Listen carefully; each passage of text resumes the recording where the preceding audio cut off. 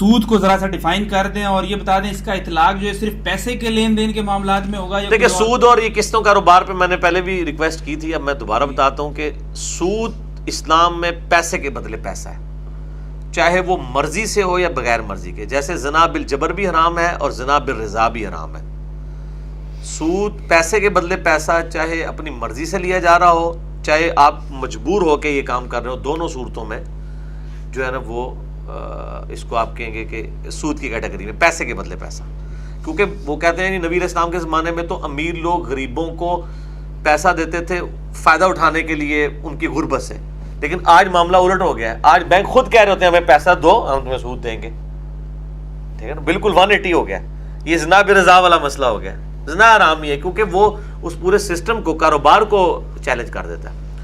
Once commodity involve ہو جائے کسی چیز میں، یعنی چیز کے بدلے پیسہ ہو، تو پھر وہ سود والا مسئلہ نکل جاتا ہے. یعنی کہ قسطوں والے کام کو آپ کے نزدیک ہاں، اگر اس میں وہ یعنی قسطوں کے ڈیلے کرنے کے اوپر وہ نہ ڈالیں، پلنٹی نہ ڈال رہے ہوں، باقی جو پیسہ جو ایکسٹرا ڈیمانڈ کر رہے ہوتے ہیں، ظاہر ہے کہ آپ 10 روپے کی چیز جو ہے وہ آپ نے 2 روپے دے کے اٹھا لی ہوئی ہے، تو وہ ظاہر ہے کہ آپ نے وہ آپ کے کوئی چاچے تائے تو نہیں بیٹھے ہوئے کہ وہ ثواب کمانے کے لیے بیٹھے ہوئے ہیں، تو اس چیز کے کرائے کے ایکویلنٹ وہ آپ سے لے رہے ہوتے ہیں. اس کو سود نہیں کبھی کسی نے کہا. مسئلہ وہ کھڑا ہوا ہے کہ ایک چیز کی 2 قیمتیں مقرر کرنے کا. وہ امام ترمذی نے لکھ دیا ہے کہ ایک وقت میں یعنی 2 قیمتیں ہوں اور کسی ایک کے اوپر لوگ متفق ہو جائیں، بیچنے والا اور خریدنے والا، تو پھر اس پہ نہیں ہے. اور یہ جو بے ہے یہ سلطنت عثمانیہ کے ٹوٹنے تک مسلمانوں میں رواج پائی ہوئی تھی. یہ اہل حدیث چند علماء ہیں جنہوں نے اس کو قسطوں کاروبار کو حرام کہا ہے. علماء عرب سب حلال کہتے ہیں، دیوبندی، بریلوی، اہل حدیث بھی کچھ علماء اس کو قسطوں کاروبار کو جائز سمجھتے ہیں. اور حرام تو کہنا بہت آسان ہوتا ہے نا، آپ کو پتہ ہے یہاں لوگوں کے لیے اسپیکر کو حرام کہہ دیا، بعد میں استعمال کر لیا. کئی علماء ہیں جنہوں نے رجوع بھی کیا اس مسئلے کے اوپر. تو اتنا ہی کافی ہے قسطوں کے کاروبار کے حوالے سے. پروفٹ تو آلریڈی کمپنی کو دے رہی ہوتی ہے، لیکن کمپنی ان کو یہ نہیں کہہ رہی ہوتی نا کہ آپ جناب 70,000 روپے کی ہونڈا 70 جو ہے لوگوں کو 10,000 روپے پہ دے دیں اور آپ کی پیسے کی ریکوری ہو 1 سال کے اندر. تو اس 1 سال میں جو بندہ موٹر سائیکل چلا رہا ہے اس موٹر سائیکل میں تو وہ 10,000 کا مالک ہے، 60,000 کی تو وہ کمپنی مالک ہے جو جس کمپنی نے آپ کو قسطوں پہ دیا ہے، تو اس کے ایکویلنٹ کرایہ تو لے گی نا. وہ اسی فارم کے اندر ہے، کموڈٹی انوالو ہو گئی نا سود والا. اور یہ بے میں بتا رہا ہوں سلطنت عثمانیہ میں جاری تھی. میں اس کے اوپر ورکنگ کر رہا ہوں. تقی عثمانی صاحب نے اسلامی بینکاری کی بنیادیں کتاب لکھی ہے، آپ اس میں پڑھیں. انہوں نے اس معاملات کو کلیئر، ورنہ تو آپ کاروبار چل ہی نہیں سکتا کموڈٹی جب انوالو ہوتی ہے. اب میں نے اس میں بھی یہ بتایا تھا، سورۃ البقرہ میں آتا ہے جو کافر کہتے تھے کہ یہ جو تجارت ہے یہ بھی تو سود کی مثل ہے، تو اللہ نے کہا کہ اللہ نے سود کو حرام کیا اور تجارت کو حلال کیا. وہ کیوں مثل کہتے تھے؟ وہ مثل اس لیے کہتے تھے کہ یہ کاروبار آپ کے زمانے میں رائج تھا کہ کموڈٹی کے جو ایوز جو ہے نا، ٹائم ویلیو آف منی آپ جس کو کہہ لیں، وہ یہ معاملہ جائز تھا. تو وہ کافر کہتے تھے کہ اگر چیز انوالو ہو تو زیادہ پیسے لے لیتے ہیں، اس کو تو اللہ کہہ رہا ہے حلال، اور سود پیسے کے بدلے پیسے. تو وہ اللہ نے بتایا پیسہ رننگ میں آتا ہے اس میں، ٹھیک ہے. اور کئی لوگوں کے کاروبار کھلتے ہیں. بہر اللہ تعالیٰ نے اس کو دیکھیں جی، زنا اور نکاح میں بھی صرف ایجاب و قبول اور حق مہر کا ہی فرق ہے، ٹھیک ہے نا، لیکن زمین اسمان کا فرق ہے. ایک چھوٹے سے فرق سے شرعی حکم بدل جاتا ہے. یہ ہے. تو اس کو زیادہ ڈیٹیل میں نہ جائیں، بس اتنا کافی اتنا بتا دیے. پھر وہ باقی پھر نٹی گٹی پیسے کے بدلے پیسہ ہے کہ وہ سودی ایک ذہن ہے کہ پیسے سے آپ پیسہ کما رہے ہیں، کاروبار کوئی جنریٹ نہیں ہو رہا، کوئی بینیفیشری نہیں ہو رہا ہے اس کا. وہ جو ہے وہ پستا چلا جا رہا ہے. اس کے اگینسٹ آپ مکان بناتے ہیں 10 لاکھ کا، یا رینٹ کار پہ آپ گاڑی چڑھا دیتے ہیں، کتنے لوگوں کا رزق ہوتا ہے. اللہ تعالیٰ کہتا ہے پیسہ رننگ میں آئے، کاروبار میں لگے، ٹھیک ہے نا. اور بغیر محنت تو ایک جز ہے، بغیر محنت کے بھی بعض اوقات کمائی ہو جاتی ہے. اگر میں 5 تولے سونا آج لیتا ہوں، سال بعد وہ بغیر محنت کے 6 تولے کے برابر ہو جاتا ہے. یہ جو لوگوں نے نکالا نا کہ بغیر محنت کے ہو، سلیپنگ پارٹنرشپ بھی تو بغیر محنت کی ہوتی ہے، اس میں صرف انویسٹمنٹ ہوتی ہے. اگر سونے کی بات کریں، میں نے 10 سال پہلے کسی کو سونا دیا 10 تولے، اور اس سے میں نے کہا تھا کہ میں 2017 میں آپ سے 10 تولے سونا لوں گا، تو 10 تولے سونا ہی لیں میں اس سے. وہ جو اس کو ایکسٹرا پاڑے ہیں اوپر، اس کو 10 تولے پڑے گا 5 لاکھ. آپ پوچھ بھی رہے ہیں اور پھر آپ کو خود ہی ترس آ گیا تو معاف کر دیں، آگے سوال کریں. لیکن یہ زبانی نہیں ہو سکتا کہ میں 10 تولے سونے کے عوض یہ پیسہ دے رہا ہوں اور اس وقت جتنے پیسے بنے ہوئے لوں گا اس طرح نہیں آپ کر سکتے, وہ سونا ہی دینا ہوگا, یہ ذہن میں رکھیے گا. آج ان کی بخاری مسلم میں حدیث ہے, کوئی شخص یہ نہ کرے کہ 2 کلو ردی کھجوریں لے کے مجھے 1 کلو اچھی کھجور دے دے, نہیں, 2 کلو کو بیچے پھر اس سے دے, کیونکہ وہ غرر کو ایوائڈ کیا گیا, دھوکے کو. مجبوری کی حالت میں مجبور ہو کر سود دینا بھی حرام ہوگا؟ مجبوری کون سی آ گئی؟ مطلب مجھے پیسے کی مجبوری ہے, مجھے چاہیے, اب اس نے تو پروفٹ لینا ہی لینا. وہ سارے لوگوں نے مجبوری بنائی ہوئی ہے یار, کون سی زندگی موت کی اگر کشمکش بن گئی تو پھر ٹھیک ہے, ہم وہی حکم لگائیں گے جو قرآن میں آیا ہے. ورنہ تو ہر بندہ کہے گا یار میں جو ہے وہ بینک سے اتنے لاکھ قرضہ لوں, میں دکان بناؤں, وہ کرائے پہ چڑھاؤں, اس میں یہ تو ہر بندے نے مجبوری بنائی پئی ہوئی ہے. اس طرح نہیں ہے, زندگی موت کی کشمکش بن جائے تو کوئی اور مطلب اس کے بغیر چارہ ہی نہ ہو. اب کئی لوگ ہیں ان کے پاس میران گاڑی ہے, وہ کہتے نہیں اسی کلٹس لینی ہے, میری تو مجبوری بن گئی ہے. کلٹس کو 50 بندے بٹھا لیں گا تو اللہ کے بندے, صرف لوگوں کو خوش کرنے کے لیے, ایک سٹیٹس سمبل کے طور پہ. بھئی جب تیری تاڑی میران کی ہے تو کیوں کلٹس کے خواب دیکھ رہا ہے؟ اس کا تو پھر کوئی اینڈ ہی نہیں ہے نا. تو اسی اپنے جو گیون سرکمسٹانسز اور شاکل ہے اس کے اندر زندگی کو اچھے طریقے سے گزارے, اور صبر و شکر میں بھی تو کوئی چیز ہے نا. علی بھائی اس میں فارماسیوٹیکلز کمپنیز میں مینیجرز وغیرہ کو یا ان کو گاڑیاں دی جاتی ہیں, لیکن ہوتی وہی اسی پہ بینک والے اس پہ ہیں کہ اس پہ ڈائریکٹ بینک انوالو نہیں ہوتا, بینک بیچتا ہے آپ کو ایجنٹ کے پاس, وہ رقم بتاتا ہے گاڑی کی, اور یہ سارا سسٹم چل رہا ہے میرے بھائی غلط. اب وہ غلطی اتنے بڑے لیول کی ہوگی بھی ہے کہ جب آپ ظاہر کہیں کمپنی میں ملازم ہیں تو آپ وہاں تو آپ اس میں کوئی چینج لا نہیں سکتے, تو آپ بس اتنے کے مکلف ہیں جو آپ کے اختیار میں, بس سمپل. علی بھائی جو ڈاکٹر کو یہ دیتے ہیں کمپنی والے کہ آپ گاڑی لیں میری میڈیسن لکھیں, یہ حلال ہے؟ یہ آپ بتائیں حلال ہے کہ نہیں؟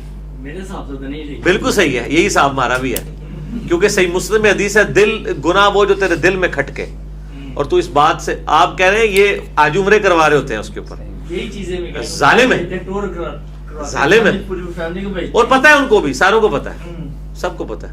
یہ اتنا سیدھا مسئلہ ہے, جلیبی کی طرح نہیں ہے یہ کوئی. ہاں بینک کی نوکری کو آپ کیٹاگوریکل حرام سمجھتے ہیں؟ نہیں, حرام نہیں سمجھتے.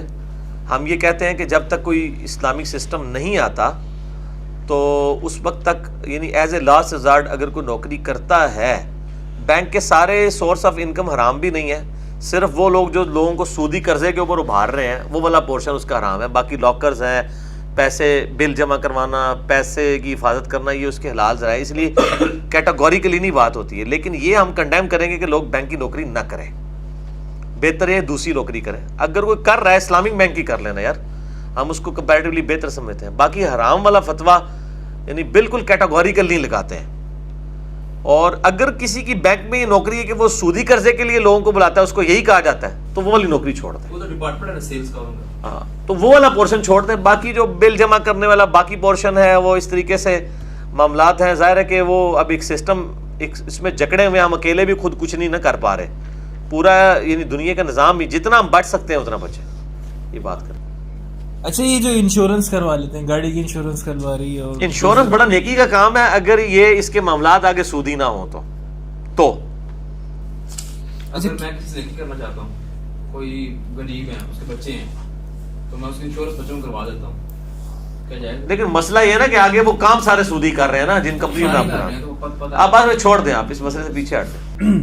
کہ آج کل ایک digital currency but coin BTC یا BSC BQC اس طرح سے جو ایک پہلے جو جاپانی جو بندہ ستوشی ناکاموٹو نے جو 2008 میں کریٹ کی تھی, تو یہ کیا کوئی جوئے کی شکل میں, حرام کی شکل میں شمار ہوگی یا یہ جائز ہو سکتی ہے؟ دیکھیں, یہ بٹ کوائن یا ون کوائن کے بارے میں لوگ پوچھتے رہتے ہیں. ہم اس کے بارے میں آپ کو ایک اصولی بات بتا دیتے ہیں, وہ آپ فٹ کر لیں, ٹھیک ہے نا. فارمولہ ہم آپ کو بتا دیں گے, کیونکہ اس کے اوپر پوری تحقیق کر کے پھر وہ ایک لادہ سے ایک بن جائے گا ایشو.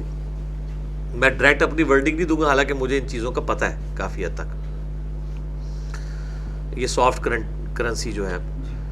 لیکن میں یعنی اصولی بات کر دیتا ہوں کہ جو ایسی کرنسی ہے جس میں غرر ہے, دھوکہ ہے, اس کی ورتھ ایگزسٹ نہیں کرتی, نہ وہ سٹاک ایکسچینج کے اندر رجسٹرڈ ہے, اس کے پیچھے کوئی گارنٹی بھی کسی کی نہیں کھڑی ہوئی ہے, تو وہ تو فراڈ ہے. اور اگر یہ ساری چیزیں ایگزسٹ کر رہی ہیں تو وہ چاہے سافٹ کرنسی بھی ہے وہ حلال ہوگی, کہ سٹاک ایکسچینج میں رجسٹرڈ بھی ہو, اس کی ورتھ بھی ہو, اور اس کو کوئی آن بھی کر لے. جیسے اب پاکستان کا روپیہ ہے, اس کے اوپر لکھا ہوتا ہے حامل حاضہ کو مطالبہ پر ادا کرے گا. یعنی اسٹیٹ بینک رسپانسبل ہے کہ جو پوزیس کر رہا ہے اس نوٹ کو, اس کے ایکویلنٹ وہ سونا دینے کا اس کو پابند ہے جتنا بھی بنتا ہے. تو اسٹیٹ بینک کی گارنٹی, اور لکھا ہوتا ہے حکومت پاکستان کی گارنٹی سے جو ہے شائع شدہ یا جاری شدہ. تو وہ حامل حاضہ کو مطالبہ پہ حامل حاضہ جو اس حاضہ عربی ہے جو اس کو حامل کیے ہوئے ہے, پوزیس کیے ہوئے ہے, اس کو مطالبہ پر, دیکھو گڈی مشکل اردو لکھی ہے انہوں نے, علماء ہی اردو لکھی ہے.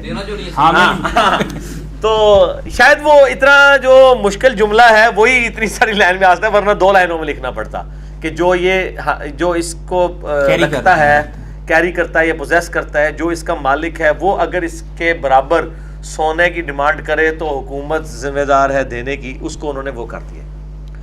تو وہ اس کے پیچھے گارنٹی کھڑی ہے. اسٹاک ایکسچینج میں جو شیئرز ہیں ان کے پیچھے, یعنی وہ رجسٹرڈ ہے نا کمپنیاں, چاہے وہ لیکن وہ حلال کاروبار کرنے والی ہوں, ان کے میں شیئرز کی بات کر رہا ہوں, حرام کاروبار والوں کی نہیں. تو یہاں پر بھی بس یہ کہ غرر نہیں ہونا چاہیے, دھوکہ نہیں ہونا چاہیے. اب پیسے پاکستان میں تو بندی لگا دی ہے, پتہ نا آپ کو.